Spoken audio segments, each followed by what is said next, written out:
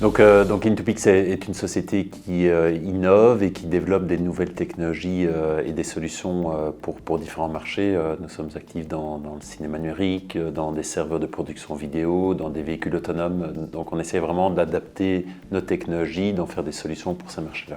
Nos technologies étant de la compression vidéo ou de la compression de senseurs, de capteurs.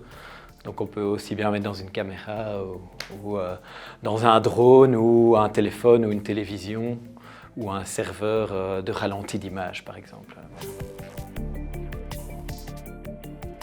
La première chose qu'on peut illustrer, c'est dans la caméra qui est utilisée juste devant nous. Donc nous sommes enregistrés grâce à des technologies comme nous. Donc des fabricants de caméras tels que par exemple Nikon utilisent notre technologie pour deux effets. Pour un, à la fois réduire la consommation de leur appareil et deux, enregistrer les données dans notre format. Et donc ce qui est important dans ce genre d'innovation par rapport aux compressions que tout le monde connaît, c'est de faire évidemment une compression où il n'y a aucune perte de qualité. Donc on ne verra pas les gros carrés comme on voyait sur des films sur Internet.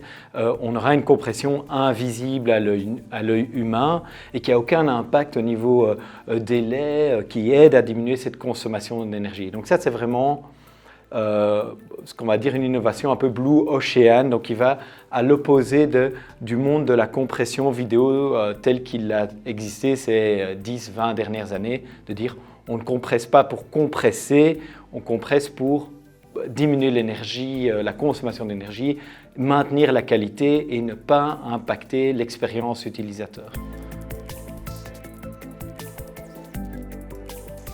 Un jour, on a vu un appel à technologie et en 3 semaines, notre R&D a créé un nouveau codec qu'on a breveté, etc. Donc c'était pour pouvoir mettre de la compression dans les câbles DisplayPort ou HDMI. Et ça a été le début d'une nouvelle vague d'innovation. La première, on était une spin-off de l'UCL avec un bagage technologique. Et ça, c'est vraiment le deuxième et qui a ouvert depuis d'autres technologies in-house et aussi qui a amplifié la créativité dans l'entreprise. Et ça, ce n'était pas vraiment une demande d'un client, mais c'était une demande d'un marché tout entier pour résoudre un problème.